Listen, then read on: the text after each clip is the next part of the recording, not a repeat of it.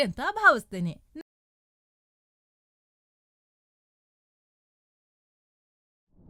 ನೀವು ವಾಸಿಸುವ ನಗರ, ಪಟ್ಟಣ ಅಥವಾ ಹಳ್ಳಿಯ ಸುತ್ತಲೂ ನೋಡಿ. ಕಟ್ಟಡಗಳು, ರಸ್ತೆಗಳು, ಚರಂಡಿಗಳು ಇತ್ಯಾದಿಗಳನ್ನ ಕೆಲವು ರೀತಿಯಲ್ಲಿ ಆಯೋಜಿಸಿರುವುದನ್ನ ನೀವು ಕಾಣಬಹುದು.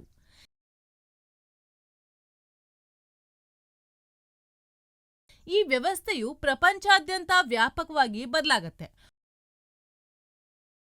ಒಂದು ಸ್ಥಳದಲ್ಲಿ ನಾವು ನಮ್ಮನ್ನ ಮತ್ತು ನಮ್ಮ ವಾಸಸ್ಥಳಗಳನ್ನ ಸಂಘಟಿಸುವ ವಿಧಾನವನ್ನ ವಸಾಹತು ಎಂದು ಕರೆಯಲಾಗುತ್ತೆ.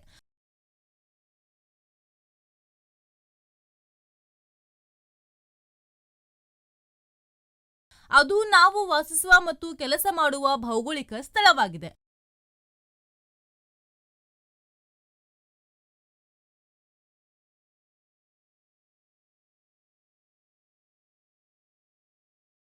ವಸಾಹತಿನಲ್ಲಿ ನಾವು ವಿವಿಧ ರೀತಿಯ ಚಟುವಟಿಕೆಗಳನ್ನ ಹೊಂದಿದ್ದೇವೆ. ಶೈಕ್ಷಣಿಕ, ವೈದ್ಯಕೀಯ, ಧಾರ್ಮಿಕ, ವಾಣಿಜ್ಯ ಇತ್ಯಾದಿ.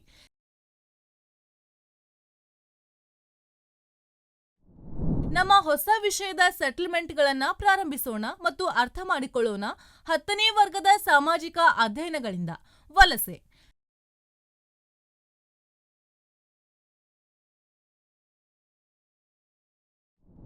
ಕಲಿಕೆಯ ಫಲಿತಾಂಶಗಳು ನೀವು ತಿಳಿದುಕೊಳ್ಳೋಕೆ ಸಾಧ್ಯ ಆಗತ್ತೆ. ವಸಾಹತು ಅಂದ್ರೇನು? ವಸಾಹತುಗಳು ಹೇಗೆ ಪ್ರಾರಂಭವಾದವು?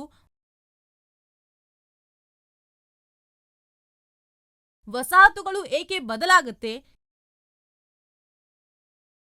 ಯಾವ ರೀತಿಯ ಸ್ಥಳಗಳು ವಸಾಹತುಗಳಾಗಿ ರೂಪುಗೊಂಡಿವೆ? ಕ್ರಮಾನುಗತದಲ್ಲಿ ಭಾರತೀಯ ವಸಾಹತುಗಳು. ಭಾರತದಲ್ಲಿ ನಗರೀಕರಣ.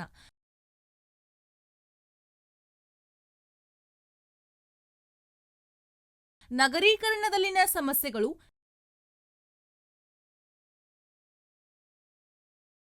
ಏರೋಟ್ರೋಫಿಲಿಸ್.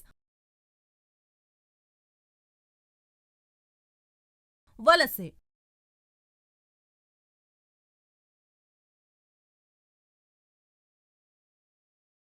ವಲಸೆ ಮಾದರಿಗಳ ಕ್ರಮಗಳು ಮತ್ತು ವರ್ಗೀಕರಣ.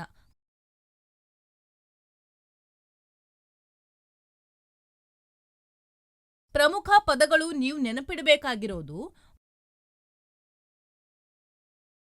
ಅಲ್ಲಿ ಜನರು ಸಮುದಾಯವನ್ನ ಸ್ಥಾಪಿಸ್ತಾರೆ. ಮೆಗಾಸಿಟೀಸ್, ದೊಡ್ಡ ನಗರಗಳು. ಏರೋಟ್ರೋಪೋಲಿಸ್,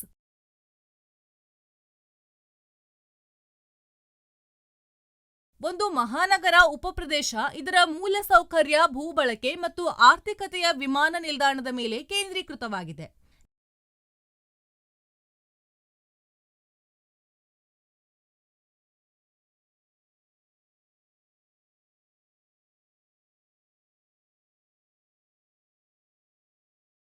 ನಗರೀಕರಣ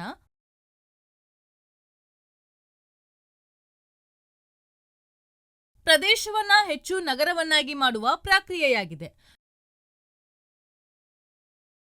ಮೆಟ್ರೋಪಾಲಿಟನ್ ಸಿಟಿ,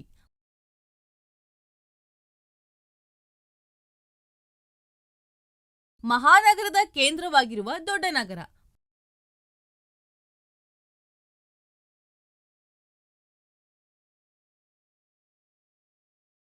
ಪರಿಕಲ್ಪನೆಯ ನಕ್ಷೆಯನ್ನ ಗಮನಿಸಿ.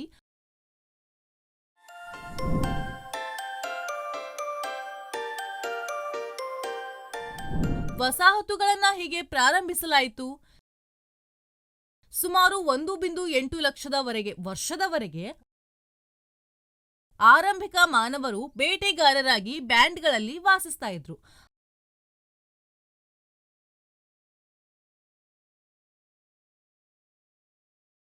ಆಹಾರವನ್ನ ಪಡೆಯುವ ವಿಧಾನಗಳನ್ನ ಬದಲಾಯಿಸಲು ಕೆಲವು ಬ್ಯಾಂಡ್ಗಳು ಉದ್ದೇಶಪೂರ್ವಕವಾಗಿ ಆಹಾರ ಉತ್ಪಾದನೆಯ ವಿಧಾನವನ್ನ ತೆಗೆದುಕೊಂಡವು. ಅದು ಕೃಷಿಯಾಗಿದೆ. ಕೃಷಿಕರಾಗಿ ಅವರು ಹೆಚ್ಚು ಕುಳಿತುಕೊಳ್ತಾ ಇದ್ರು, ಒಂದೇ ಸ್ಥಳದಲ್ಲಿ ಉಳಿಯೋದು.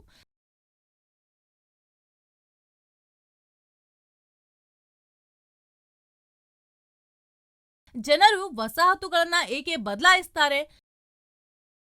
ಜೀವನೋಪಾಯ ಮತ್ತು ವಲಸೆಯ ಸಲುವಾಗಿ ವಸಾಹತುಗಳು ಬದಲಾಗುತ್ತೆ.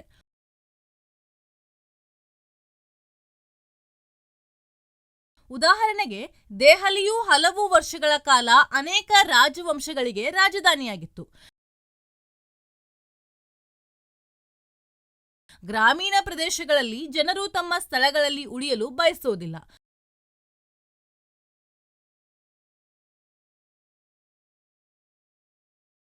ಗ್ರಾಮೀಣ ಭಾಗದ ಜನರು ಕೃಷಿಯಲ್ಲಿ ಸಂಕಷ್ಟಕ್ಕೆ ಸಿಲುಕಿದ್ದಾರೆ.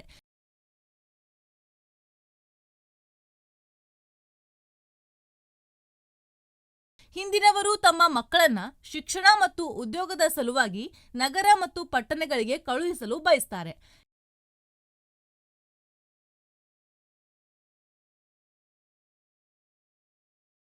ಕೆಲವೊಮ್ಮೆ ಗ್ರಾಮೀಣ ಜನರು ಜೀವನೋಪಾಯಕ್ಕಾಗಿ, ಉದ್ಯೋಗಗಳಿಗಾಗಿ ಅಥವಾ ಯಾವುದೇ ರಚನಾತ್ಮಕ ಕೆಲಸದಲ್ಲಿ ನೆಲೆಸಲು ನಗರ ಪ್ರದೇಶಗಳಿಗೆ ವಲಸೆ ಹೋಗ್ತಾರೆ.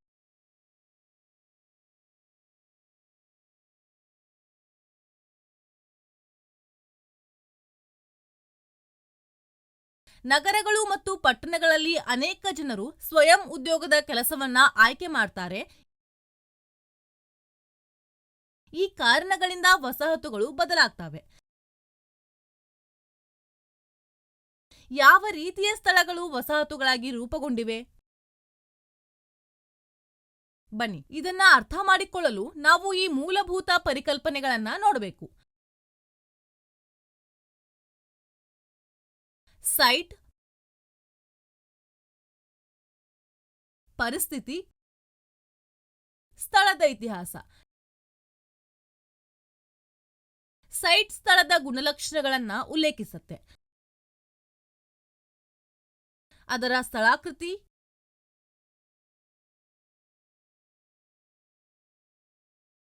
ಎತ್ತರ, ಸರೋವರಗಳು,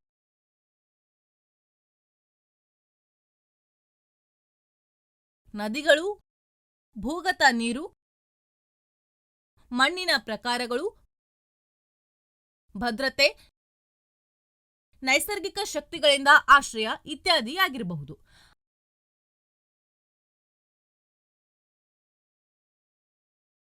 ಆರಂಭಿಕ ವಸಾಹತು ಅವಧಿಗಳಲ್ಲಿ ಅನುಕೂಲಕರವಾದ ನೀರು ಸರಬರಾಜು ಮತ್ತು ಆಕ್ರಮಣಗಳಿಂದ ಉತ್ತಮ ರಕ್ಷಣೆ ಹೊಂದಿರುವ ಸ್ಥಳಗಳಿಗೆ ಆದ್ಯತೆಯನ್ನ ನೀಡಲಾಯಿತು.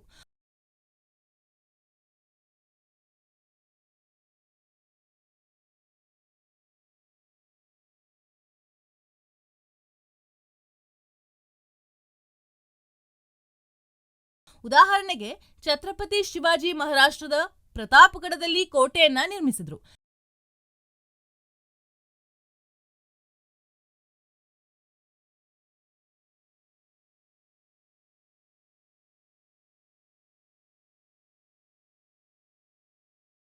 ಸುತ್ತಮುತ್ತಲಿನ ಎಲ್ಲಾ ಪ್ರದೇಶಗಳನ್ನ ನೋಡಬಹುದಾದ ಎತ್ತರದಿಂದಾಗಿ ಈ ಸೈಟ್ ಅನ್ನ ಆಯ್ಕೆ ಮಾಡಲಾಗಿದೆ.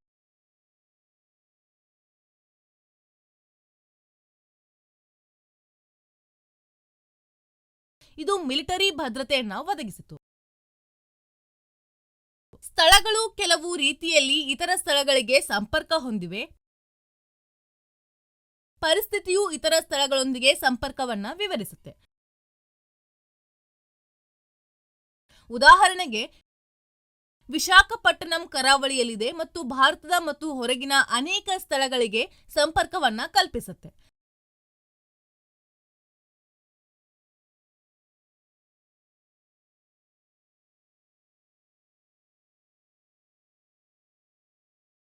ದಶಕಗಳಲ್ಲಿ ವಿಶಾಖಪಟ್ಟಣಂ ಜನಸಂಖ್ಯೆಯು ಗಮನಾರ್ಹವಾಗಿ ಬೆಳೆದಿದೆ. ಈ ಬೆಳವಣಿಗೆಯು ವಿಶಾಖಪಟ್ಟಣಕ್ಕೆ ಬಂದರೂ ನಗರವಾಗಿ ಪ್ರಾಮುಖ್ಯತೆಯ ಪರಿಣಾಮವಾಗಿದೆ.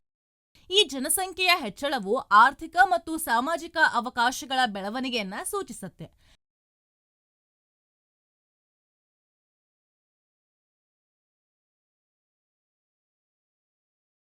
ಕರಾವಳಿ ಪ್ರದೇಶಗಳು ವಸಾಹತುಶಾಹಿ ಶಕ್ತಿಗಳಿಗೆ ಅಪಾರ ಪ್ರಾಮುಖ್ಯತೆಯನ್ನ ಹೊಂದಿದ್ವು.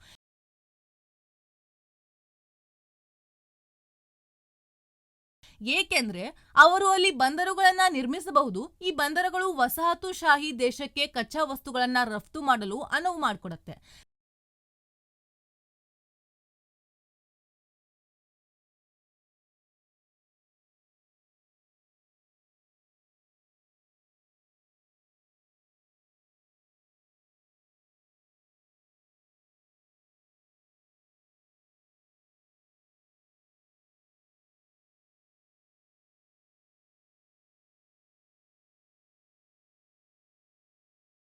ಕ್ರಮಾನುಗತದಲ್ಲಿ ಭಾರತೀಯ ವಸಾಹತುಗಳು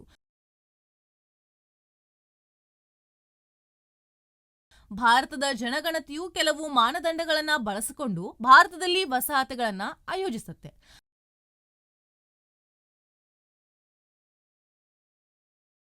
ಭಾರತೀಯ ಜನಗಣತಿಯ ಪ್ರಕಾರ ವಸಾಹತು ಕ್ರಮಾನುಗತವನ್ನ ನೋಡೋಣ.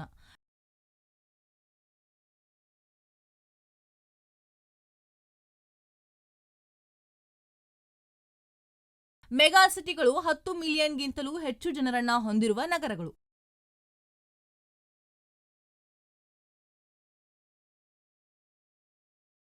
ಉದಾಹರಣೆಗೆ ಗ್ರೇಟರ್ ಮುಂಬೈ, ದೆಹಲಿ. ಮೆಟ್ರೋಪಾಲಿಟನ್ ನಗರಗಳು ಅಥವಾ ಮಿಲಿಯನ್ ಪ್ಲಸ್ ನಗರಗಳು 1 ಮಿಲಿಯನ್ ಮತ್ತು 10 ಮಿಲಿಯನ್ ನಡುವಿನ ಜನಸಂಖ್ಯೆಯನ್ನ ಹೊಂದಿರುವ ನಗರಗಳು.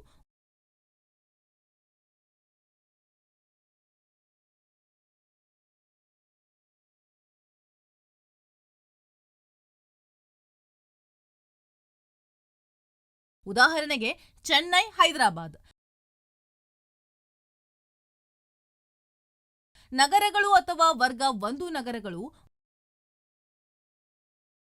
1 ಲಕ್ಷ ಮತ್ತು 1 ಮಿಲಿಯನ್ ನಡುವಿನ ಜನಸಂಖ್ಯೆಯನ್ನ ಹೊಂದಿರುವ ನಗರ ಪ್ರದೇಶಗಳು. ಪಟ್ಟಣಗಳು ಎಲ್ಲಾ ನಗರ ಪ್ರದೇಶಗಳು 5,000 ಮತ್ತು 1 ಲಕ್ಷ ನಡುವಿನ ಜನಸಂಖ್ಯೆಯನ್ನ ಹೊಂದಿದೆ. ಕಂದಾಯ ಅಥವಾ ಗಣತಿ ಗ್ರಾಮ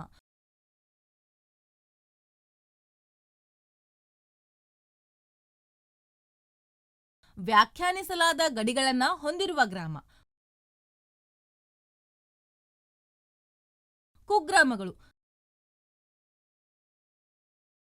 ಕಂದಾಯ ಗ್ರಾಮದೊಳಗಿನ ಮನೆಗಳ ಗುಂಪು.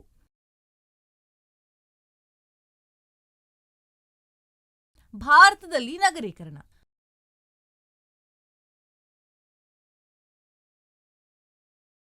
ಭಾರತದಲ್ಲಿ ಸುಮಾರು 350 ಮಿಲಿಯನ್ ಅಂದ್ರೆ ಜನಸಂಖ್ಯೆಯ 1/3 ಭಾಗದಷ್ಟು ಜನರು ನಗರಗಳು ಮತ್ತು ಪಟ್ಟಣಗಳಲ್ಲಿ ವಾಸಿಸ್ತಾ ಇದ್ದಾರೆ.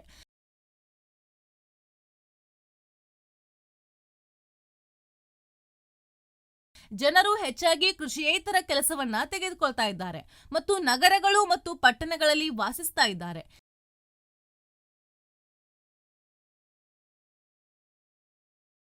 ಈ ಪ್ರಕ್ರಿಯೆಯನ್ನ ನಗರೀಕರಣ ಎಂದು ಕರೆಯಲಾಗುತ್ತೆ.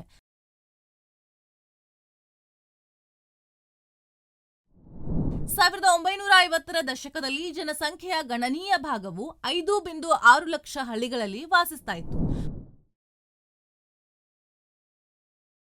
ಮತ್ತು ಕೇವಲ 5 ನಗರಗಳು ತಲಾ 1 ಮಿಲಿಯನ್ಗಿಂತಲೂ ಹೆಚ್ಚು ಜನಸಂಖ್ಯೆಯನ್ನ ಹೊಂದಿದ್ವು ಮತ್ತು 1 ಲಕ್ಷ ಜನಸಂಖ್ಯೆಯನ್ನ ಹೊಂದಿರುವ ನಗರಗಳ ಸಂಖ್ಯೆ ಸುಮಾರು 40 ಆಗಿತ್ತು. ಇಂದು ಗ್ರಾಮಗಳ ಸಂಖ್ಯೆ 6.4 ಲಕ್ಷಕ್ಕೆ ಏರಿದೆ ಮತ್ತು ಸುಮಾರು 850 ಮಿಲಿಯನ್ ಜನರು ಈ ಗ್ರಾಮಗಳಲ್ಲಿ ವಾಸಿಸ್ತಾ ಇದ್ದಾರೆ.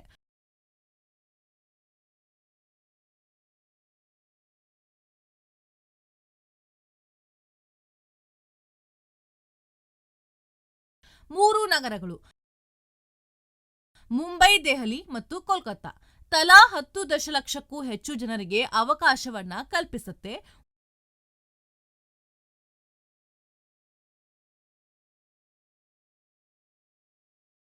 ಒಂದು ಮಿಲಿಯನ್ ಮತ್ತು ಅದಕ್ಕಿಂತ ಹೆಚ್ಚಿನ ಜನಸಂಖ್ಯೆಯನ್ನ ಹೊಂದಿರುವ 50ಕ್ಕೂ ಹೆಚ್ಚು ನಗರಗಳಿವೆ.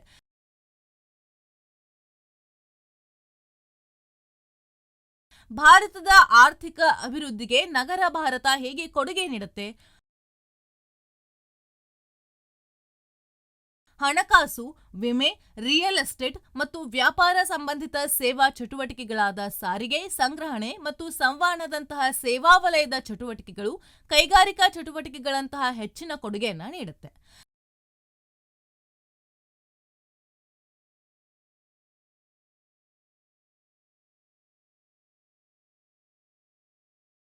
ನಗರ ಮತ್ತು ಪಟ್ಟಣಗಳಲ್ಲಿ ಹೆಚ್ಚಿನ ಜನಸಂಖ್ಯೆಯ ಹೆಚ್ಚಳವು ನಗರ ಪ್ರದೇಶಗಳಲ್ಲಿ ನೈಸರ್ಗಿಕ ಬೆಳವಣಿಗೆಯ ಪರಿಣಾಮವಾಗಿ ಸಂಭವಿಸಿದೆ.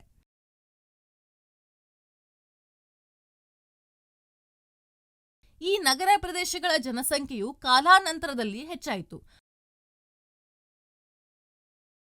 ಹಳೆಯ ನಗರಗಳು ಮತ್ತು ಪಟ್ಟಣಗಳನ್ನು ಸುತ್ತುವರಿದಿರುವ ಗ್ರಾಮೀಣ ಪ್ರದೇಶಗಳನ್ನು ಸೇರಿಸುವುದರೊಂದಿಗೆ ನಗರ ವಸಾಹತುಗಳಲ್ಲಿನ ಕೆಲವು ಬೆಳವಣಿಗೆಯು ವಿಸ್ತರಣೆಯಿಂದ ನಡೆಯಿತು.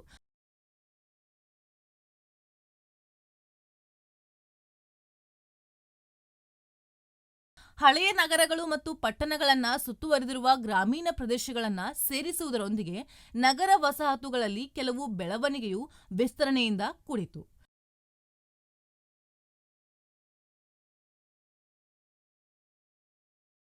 ಕೇವಲ 1/5 ಬೆಳವಣಿಗೆಯು ಗ್ರಾಮೀಣದಿಂದ ನಗರಕ್ಕೆ ವಲಸೆಯ ಕಾರಣದಿಂದಾಗತ್ತೆ.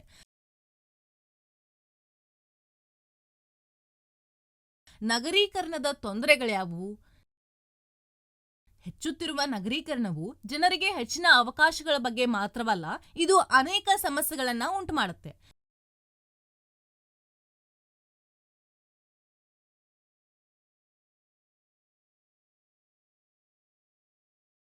ಹೆಚ್ಚುತ್ತಿರುವ ನಗರ ಜನಸಂಖ್ಯೆಗೆ ವಸತಿಯನ್ನ ಕಲ್ಪಿಸಬೇಕು. ಇದಕ್ಕೆ ನೀರು ಸರಬರಾಜು, ಒಳಚರಂಡಿ ಮತ್ತು ಇತರ ತ್ಯಾಜ್ಯ ವಿಲೇವಾರಿ, ಸಾರಿಗೆ ಮತ್ತು ಇತರ ಹಲವು ವಿಷಯಗಳ ಅಗತ್ಯವಿದೆ.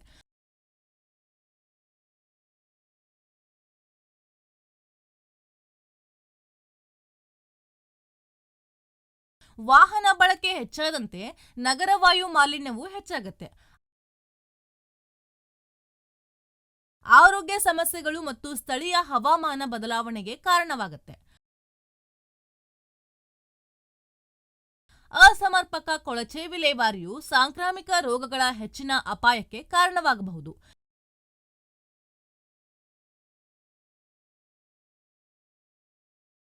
ನಗರ ಪ್ರದೇಶಗಳು ವಿಸ್ತಾರಗೊಳ್ತಾ ಇದ್ದಂತೆ ತ್ಯಾಜ್ಯವು ಗ್ರಾಮೀಣ ಪ್ರದೇಶಗಳಿಗೆ ಹೆಚ್ಚು ತಳ್ಳಲ್ಪಡುತ್ತೆ. ಅಲ್ಲಿ ಅವುಗಳನ್ನ ಕೇವಲ ಸುರಿಯಲಾಗುತ್ತೆ ಅಥವಾ ತ್ಯಾಜ್ಯ ಸಂಸ್ಕರಣಾ ಘಟಕಗಳಿಗೆ ಕೊಂಡೊಯ್ಯಲಾಗುತ್ತೆ.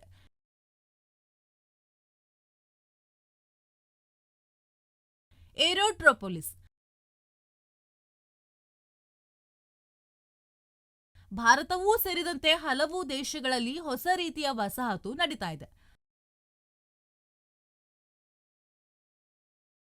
ಈ ವಸಾಹತುಗಳು ದೊಡ್ಡ ವಿಮಾನ ನಿಲ್ದಾಣಗಳ ಮೇಲೆ ಕೇಂದ್ರೀಕೃತವಾಗಿದೆ. ಆದ್ರಿಂದ ಅವರು ಅದನ್ನ ಏರೋಟ್ರೋಪೋಲಿಸ್ ಅಥವಾ ಏರ್ಪೋರ್ಟ್ ಸಿಟಿ ಎಂದು ಹೆಸರಿಸ್ತಾರೆ.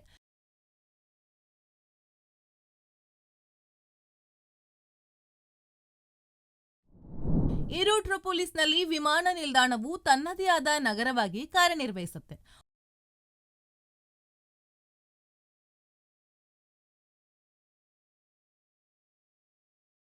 ಹೋಟೆಲ್ಗಳು, ಶಾಪಿಂಗ್ ಮಾಲ್ಗಳು, ಮನೋರಂಜನೆ, ಆಹಾರ, ವ್ಯಾಪಾರ, ಕಾನ್ಫರೆನ್ಸಿಂಗ್ ಮುಂತಾದ ಅನೇಕ ಸೌಲಭ್ಯಗಳನ್ನು ಅಲ್ಲಿಯೇ ಒದಗಿಸುತ್ತೆ.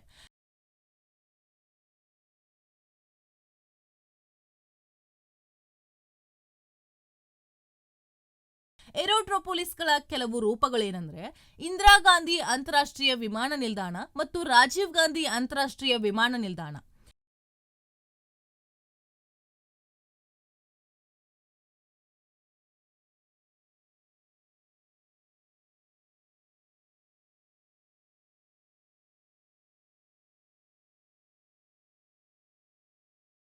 ಭಾರತದಲ್ಲಿ ಇತಿಹಾಸ ಮತ್ತು ಭೌಗೋಳಿಕ ಲಕ್ಷಣಗಳ ವಸಾಹತು ವಿಸ್ತರಣೆಗೆ ಒಂದು ಕಾರಣ ಮತ್ತು ಜನರು ವಲಸೆ ಮತ್ತೊಂದು ಕಾರಣ.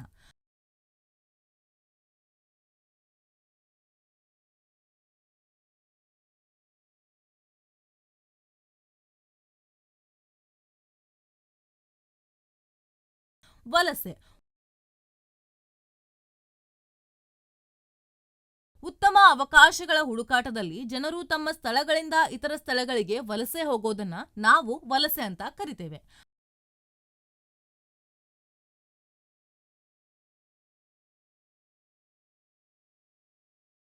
ವಲಸೆಯು ವಿವಿಧ ಸಾಮಾಜಿಕ, ಆರ್ಥಿಕ ಅಥವಾ ರಾಜಕೀಯ ಕಾರಣಗಳಿಂದ ಉಂಟಾಗತ್ತೆ.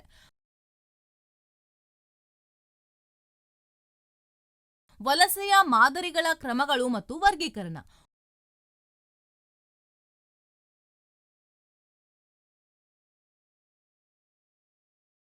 ಒಬ್ಬ ವ್ಯಕ್ತಿಯನ್ನ ವಲಸಿಗ ಎಂದು ಗುರುತಿಸಲು ಜನಗಣತಿಯಿಂದ 2 ಮಾನದಂಡಗಳನ್ನು ಬಳಸಲಾಗುತ್ತೆ.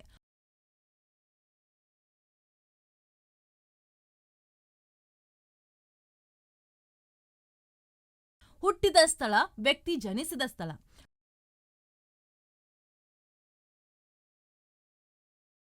ಕೊನೆಯ ಸಾಮಾನ್ಯ ನಿವಾಸದ ಸ್ಥಳ.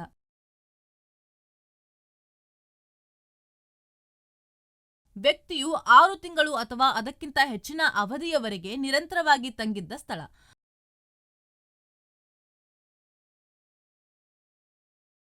ಭಾರತದಲ್ಲಿ 2011ರ ಜನಗಣತಿಯ ಪ್ರಕಾರ ಸುಮಾರು 307 ಮಿಲಿಯನ್ ಜನರು ವಲಸಿಗರು ಎಂದು ವರದಿಯಾಗಿದೆ.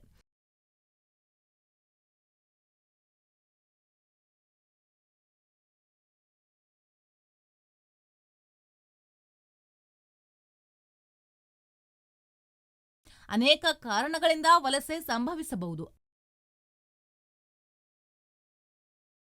ಅಂದಹಾಗೆ ಹೆಣ್ಣಿನ ವಿಷಯದಲ್ಲಿ ವರದಿಯ ಪ್ರಕಾರ ಮದುವೆಯು ವಲಸೆಗೆ ಕಾರಣ. ಉದ್ಯೋಗಕ್ಕಾಗಿ, ಉತ್ತಮ ಅಧ್ಯಯನಕ್ಕಾಗಿ ಅವಕಾಶಗಳು, ವ್ಯಾಪಾರದಲ್ಲಿ ನಷ್ಟ, ಕೌಟುಂಬಿಕ ಸಮಸ್ಯೆಗಳು ಇತ್ಯಾದಿ ಆಗಬಹುದು.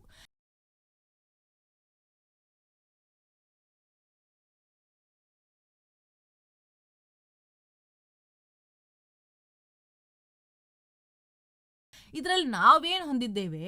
ಕಾಲೋಚಿತ ಮತ್ತು ತಾತ್ಕಾಲಿಕ ವಲಸೆ.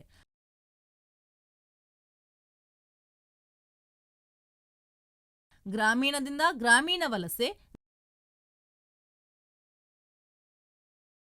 ಗ್ರಾಮೀಣದಿಂದ ನಗರ ವಲಸೆ,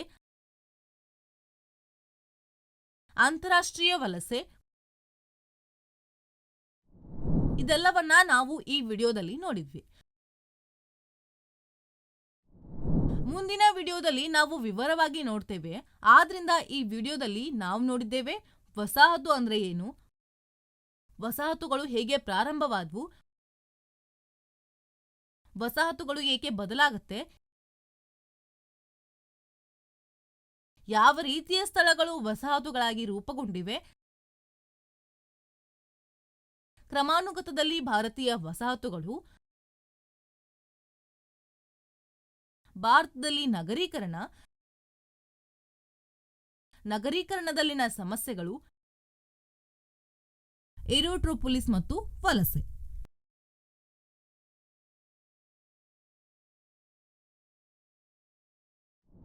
ನೀವು ಈ ವಿಡಿಯೋವನ್ನ ಇಷ್ಟಪಟ್ಟಿದ್ದೀರಿ ಅಂತ ಭಾವಿಸ್ತೇನೆ. ಧನ್ಯವಾದಗಳು.